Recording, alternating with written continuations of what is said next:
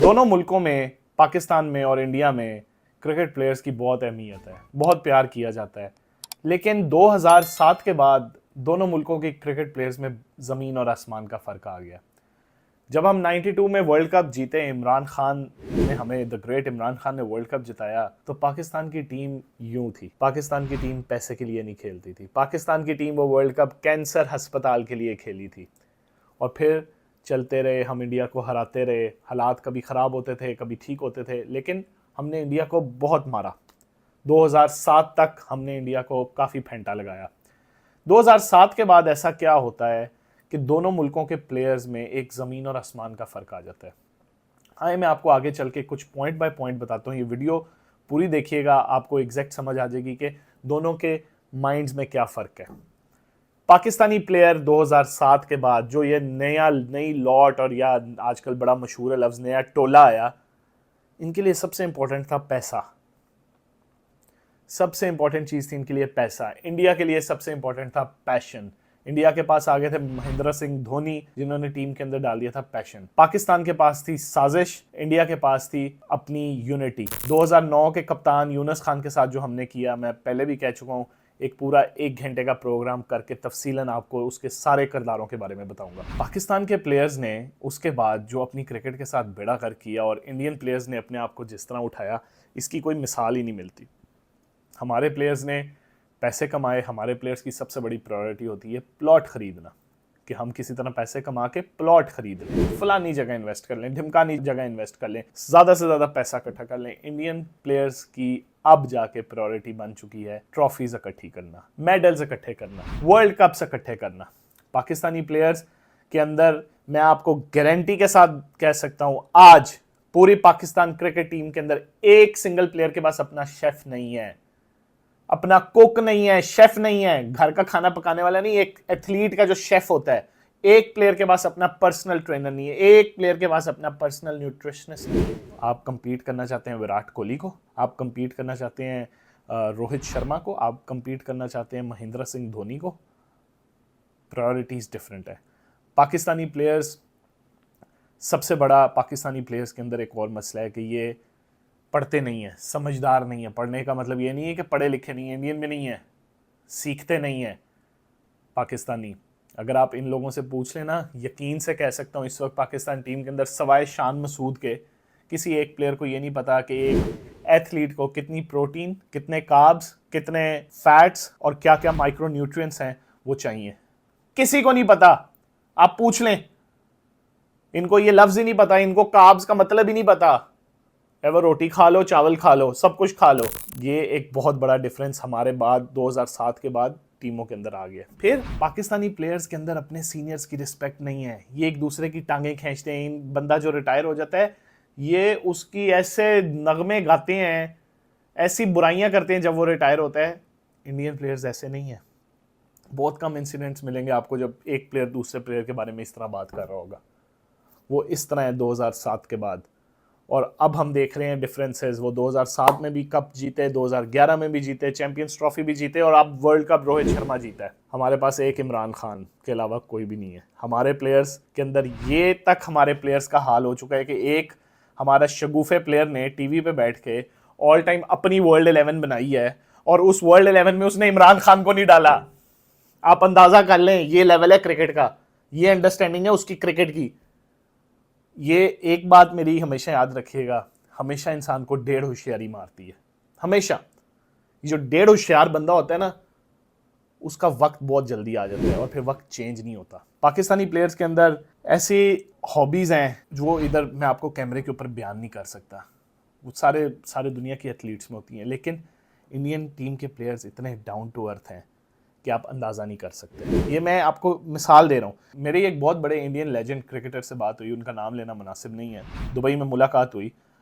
उन्होंने बताया कि मेरे पास एक रिक्वेस्ट आई कि एक पाकिस्तान के बड़े अच्छे मायनाज अपकमिंग प्लेयर आपसे मिलना चाहते हैं। मैंने कहा श्योर, ज़रूर मिले आके। तो उन्होंने कहा, जब उन्होंने मीटिंग की तो मैंने सोचा कि पूछेगा यार फ्रंट फुट पे क्या हूँ, बुरा टाइम चल रहा है, क्या करूँ। वो उससे पूछ रहे यार तूने जूते कौन से पहने हुए हैं, तो गाड़ी आजकल कौन सी रखी हुई है, सिगरेट सादा पीता है कि सिगरेट भरा हुआ पीता है, बेल्ट कौन सी पहनी हुई है, शर्ट कौन सी पहनी हुई है, आजकल डेट किसको कर रहा है, ये आपकी प्रायोरिटी बन गई है। मैं इस चीज़ के ऊपर इस तरह शौक में चला गया कि अगर हम पाकिस्तानी क्रिकेटर्स ने या हमारे पाकिस्तानी क्रिकेटर्स ने यही हमारी मेंटेलिटी रहनी है तो आगे आने वाली जनरेशन्स क्या करेंगी। स्पीकिंग स्किल्स एक बहुत इंपॉर्टेंट चीज़ है। स्पीकिंग स्किल्स का मतलब अंग्रेज़ी नहीं होता। ये टीवी पे बैठ के जो हम कहते हैं ना उसको अंग्रेज़ी नहीं आती, अंग्रेज़ी वाला कप्तान हो, ये सब बकवास है। आप उर्दू में बात करें लेकिन स्पीकिंग स्किल्स होने चाहिए, अपनी बात लोगों को बताने का तरीका होना चाहिए। ये नहीं होता कि आप टीवी पे बैठ के तो जो आपके मुंह में आई जाए ऑल फॉल बोली जाए। आप कभी इंडियन क्रिकेटर्स को कम्युनिकेट करते हुए देखें, उनको बात करते हुए देखें। ये 2000 के बाद ये हुआ है। अब जब वसीम अकरम थे, वकार यूनिस थे, शुएब अख्तर थे, कभी इस तरह नहीं होता था। बड़े एक तरीके से बात होती थी, शुएब अख्तर रिप्रेजेंट करते थे, वो पूरा इंडिया पागल होता था उनके पीछे, वसीम अकरम के पीछे, इमरान खान साहब के पीछे, वकार यूनिस के पीछे। ये तो पता नहीं ये कौन सी एक ब्रीड आ गई है, इस ब्रीड की समझ नहीं आ रही कि ये करना क्या चाह रहे हैं, ये क्या बातें करते हैं। ये टीवी पे बैठ के ये कहते हैं कि हम रात को नाइट क्रीमें लगा के सोते हैं। ओए यार, ओ तुम क्रिकेटर हो, तुमसे तुम्हारी स्किन रूटीन पूछ के किसी ने क्या करना है, या तुम क्यों बता रहे हो कि मैं रात को नाइट क्रीमें लगा के सोता हूँ। अपने सीनियर्स की रिस्पेक्ट जब तक नहीं करेंगे तो हम लोग क्या कर सकते हैं। हमारे अंदर सीनियर्स की रिस्पेक्ट करने का रवाज ही नहीं है। हमारे अंदर सिर्फ एक रवाज है, टांगे काटने का, पीछे से वार करने का। जब तक हम ये चीज़ें ठीक नहीं करेंगे पाकिस्तान की क्रिकेट आगे नहीं जा सकती। ये एक कल्चर बनाना पड़ना है आपको, एक थिंकिंग प्रोसेस डेवलप करना पड़ना है, गेम अवेयरनेस डेवलप करनी पड़नी है। गेम अवेयरनेस होती है गेम का पता होना चाहिए, गेम क्या है, प्रेशर क्या है। मैंने जिस तरह आपको पहले कहा, इन लोगों को तो खाने का भी नहीं पता। पाकिस्तान की क्रिकेट में सबसे बड़ी प्रॉब्लम कप्तानी है। इतना शौक हमारे प्लेयर्स को, उनके सुसर्स को, उनके रिश्तेदारों को इतना शौक है कि हमारा बच्चा, हमारा दामाद कप्तान बन जाए, हम कप्तान बन जाएं, टीम जाए जहन्नम में, कि इसका कोई आप अंदाजा ही नहीं कर सकते। और पाकिस्तान की हारने की वजह ये होती है, देखें, खोते के ऊपर लकीरें लगा दो ना तो वो ज़ेबरा नहीं बनता। ये बात हमेशा याद रखें। कप्तान बनने का शौक जो है ना, ये इंसान को तबाह बर्बाद कर देता है और मुल्क की क्रिकेट ख़राब कर देता है। मैं इधर आपको रोहित शर्मा की एक बात बताऊंगा। उन्होंने एक इंटरव्यू दिया, उन्होंने कहा 2019 में मैंने 500 किए वर्ल्ड कप में, 500। उसने कहा लेकिन हम वर्ल्ड कप हार गए तो वो 500 ज़ीरो हो गए हैं। मेरे लिए मेरी टीम सबसे इंपॉर्टेंट है। ये माइंडसेट होता है तो आप वर्ल्ड कप जीतते हैं। जिस तरह कल रोहित शर्मा वर्ल्ड कप जीता है, ये माइंडसेट होता है। ये माइंडसेट नहीं होता कि मैं कप्तान बन जाऊं, मेरा दामाद कप्तान बन जाए या मेरा रिश्तेदार कप्तान बन जाए। ये माइंडसेट मुल्क की क्रिकेट को तबाह करता है, आपके कल्चर को तबाह करता है, आपके एथिक्स को तबाह करता है। जिस तरह युवराज के वालिद साहब ने बात की धोनी के बारे में, आप यकीन करें वो भी इस तरह की बातें नहीं थी जो बाबर, हमारा करंट कैप्टन था, उसके बारे में टीवी पे बैठ के लोगों ने बातें की हैं। हमारा मकसद था कि पाकिस्तान कहीं जीत ना जाए, हमारे अंदर ये चीज थी। जिस तरह मैंने आपको कहा है, मैं अभी दोबारा आपको वीडियो दिखाता हूं। ये देखिए रिंकू सिंह क्या कर रहे हैं। रिंकू सिंह टीम में नहीं है, उसकी जगह कोई और प्लेयर गया और वो किस तरह सेलिब्रेट कर रहे हैं अपने मुल्क की जीत को। ये होती है कौमियत, ये होती है आपके नेशनल इंटरेस्ट। हमारे अंदर वैसी ही एक बीमारी है कि हम एक दूसरे की टांगे खींचते हैं, किसी को ऊपर नहीं जाते हुए देख सकते। यही एक, जब तक कल्चर चेंज नहीं करेंगे मुल्क की क्रिकेट ठीक नहीं हो सकती। मुल्क की क्रिकेट क्या, कोई भी चीज ठीक नहीं हो सकती। एक वक्त ये भी था कि जब ये इंडियन क्रिकेटर्स बात करते हुए डरते थे, इमरान खान से, वसीम अकरम से, वकार यूनिस से, शुएब अख्तर से, वो इनको लिफ्ट नहीं कराते थे। और अब हमारे प्लेयर्स टीवी पे बैठ के कहते हैं हमें माही भाई ने खाने पे, हम माही भाई से खाने पे मिले। माही भाई, तुम क्या, माही भाई तुम्हारे क्या बड़े भाई हैं? हम माही भाई से खाने पे, माही कौन है भाई? कहो महेंद्र सिंह धोनी से खाने पे मिले। अपने आप को इतना नीचे वाड़ लेते हो, इतना नीचे घुस जाते हो अगले के, कि जिस तरह पता नहीं क्या दुनिया का क़यामत आ गई है। गंगुली भी बात करता है, द ग्रेट इमरान खान कहता है, आप कहें हाँ जी महेंद्र सिंह धोनी, हम माही भाई के साथ खाने पे थे तो हमने ये कहा तो हमने वो कहा। बहुत बड़ा आपके लिए चैलेंज होता है कि हम विराट कोहली से बात हो गई या महेंद्र सिंह धोनी से बात हो गई। कुछ शर्म करो, तुम लोगों के कंपेटिटर्स हैं, वो इंडिया है। इमरान खान को याद है किस तरह क्या करता होता था, क्या सलूक करता होता था? वसीम अकरम याद है आप लोगों को? शुएब अख्तर याद है? सरों पे गेंद मारता था, इनके आंखों में आंखें डालता था, बकरियां बना देता था सबको। और अब आजकल खुद तुम लोग बकरियां बने हुए हो। हम लोगों की क्रिकेट के अंदर एक ऐसा जज्बा था कि जब हम इंडिया को इंडिया में हराते थे तो एक कौम जाग जाती थी। लेकिन अब वो क्रिकेटर्स नहीं रहे। हमारी प्रायोरिटीज इंडियन क्रिकेटर्स की डिफरेंट है, हमारी डिफरेंट है। उनकी बैटिंग, उनका लाइफस्टाइल्स, उनका सब कुछ बहुत मुख्तलिफ है। इंडियन क्रिकेटर्स के पास, हर एक के पास, I am sure Virat Kohli के पास, रोहित शर्मा के पास, हार्दिक पांड्या के पास ट्रेनर्स हैं, अपने फिटनेस ट्रेनर्स हैं, पैसे हैं, वो अपने पे पैसे खर्च करते हैं, वो प्लॉट नहीं लेंदे, वो भी लेंदे ने, सब कुछ कर देने, लेकिन सबसे पहले अपने पे, जिससे उनकी गेम को फायदा हो। दुनिया के बेस्ट ट्रेनर्स रखते हैं, दुनिया के अच्छे शेफ रखते हैं, जो उनको दुनिया के बेस्ट न्यूट्रिशनिस्ट रखते हैं, इसलिए वो आगे जा रहे हैं आप लोगों से।